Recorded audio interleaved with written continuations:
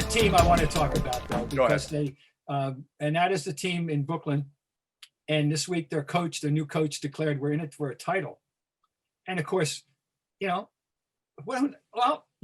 just throw the ball in your court. They're going to add Kevin Durant coming off an Achilles. Yes.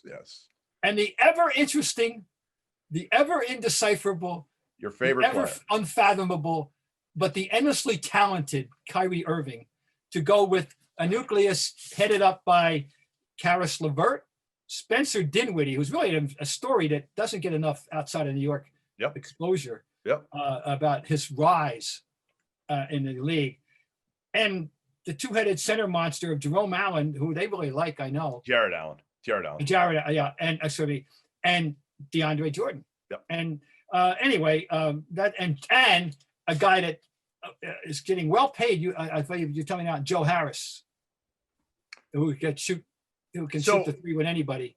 Here's my take on that. Why not?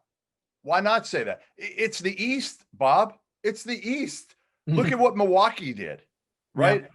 Yeah. You look at Miami and you say to yourself, listen, they were a great story, but you're looking at them and saying, hey, listen, we got two players that are better talent-wise than their best player, than Jimmy Butler. You would take talent-wise, it wouldn't even be close with KD and Kyrie ahead of Jimmy Butler or Bam Adebayo or Goran Dragic, right? Yeah. Right. Steve Nash has the talent. That's never going to be the issue in Brooklyn. Now, yes, number one is health, and not just health of KD, by the way, who's coming off his latest injury. Also the health of Kyrie and his knees, something that is not talked about enough, Bob. He's had knee issues. He's had other issues, shoulder issues. Kyrie hasn't exactly been the model of oh, no, you got to pencil in, well, because it's going to be, we don't know how many games it's going to be, but if it's 72, 50, 55, if it's 60, if you're lucky. I think it ought to be, but it'll be probably, they're aiming for 72, we'll see. Yeah, you're right. Yeah, and then also, and LeVert coming off, he missed a substantial time last year, did he not? I love Caris. Caris is a terrific player. I think it's going to be hard, though, as we saw in Boston, right? We saw that in Boston where Tatum and Jalen played without, and Rozier at that point in the playoffs, played without Kyrie and Hayward, and they had certain roles. Yeah. And then all of a sudden, Kyrie and Hayward come back, especially Kyrie, and those roles completely are altered. And that's going to be the case in Brooklyn. Caris LeVert, you were a star. Yeah. Now you're a supporting actor, period. You're behind Kyrie. It's the Kyrie, it's a KD and Kyrie show, period. And Dinwiddie, who averaged 20 points He's a supporting guy too. No, he becomes a supporting guy. I'm just saying. Exactly. So you're saying he got used to shooting that rock. He's like Caris. Right. Dinwiddie and Caris are similar. Dinwiddie said all the right things, and supposedly Dinwiddie even tried to help recruit Kyrie, which I don't know what the hell he was thinking. I'm going to ask you if you have any idea what about his technical improvement or anything else. He kind of happened to me. You know what I mean? He kind of go, whoa, Spencer Dinwiddie, all-star level all of a sudden. I mean, I know he came in the league very modestly. He was hurt. So he got hurt going into the draft, and his stock fell because he missed that whole off season prior to the draft. I forget what the injury was, but I remember doing a story on him leading up to it. And Dinwiddie was a guy who had a really good career at Colorado. Yeah. And a lot of people question whether or not his rookie year in Detroit, he averaged 4 points a game. Yep. He was playing, 12, 13 minutes to develop into, a legitimate all-star game candidate and participant.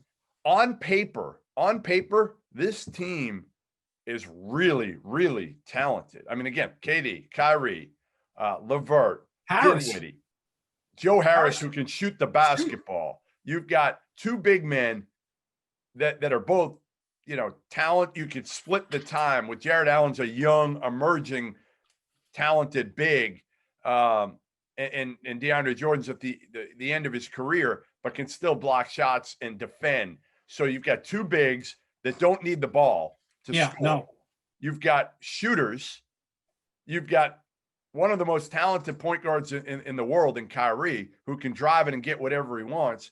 And we haven't even talked about Caris LeVert and Spencer Dinwiddie, who can also score the ball. And Caris does everything. So yes, if you're talking about pure talent, Bob, the Brooklyn Nets are the favorite to win the East next year, Now, based on pure talent.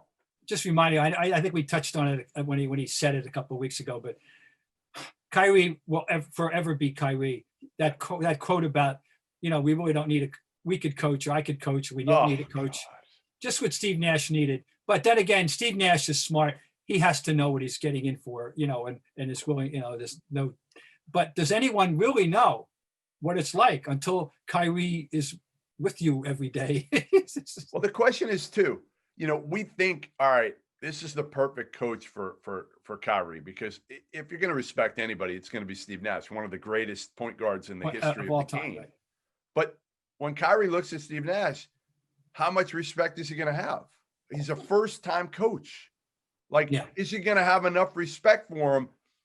I think he will, that when Steve Nash calls a play, or maybe Steve Nash will just give him the wherewithal and the freedom to call their own plays. Yes. Well, that's why they're going to be one of the more fascinating teams to watch because of that. If they had hired a quote unquote experienced conventional coach, if they had hired Stan Van or someone who was out there, but Steve Nash is an unknown. And now we saw an unknown coaching quantity, unlike a true unknown Nick Nurse when he got that job and proved that he could do it. And I remember that was my number one question about the Toronto Raptors, the start of the 18-19 season. Was could it not be? Is Nick Nurse up for this job? Nobody knew who he was. Nobody. No, I told you I was in Des Moines the day they hired him, coach of Iowa Energy. Till that day, I never heard of him. Didn't know anything about him. Yeah, no. I mean, Anyway, again, some guys it works, other guys it doesn't. But Steve Nash has got he's got a respect quotient that would be off the charts in general, but that doesn't translate yet into coaching.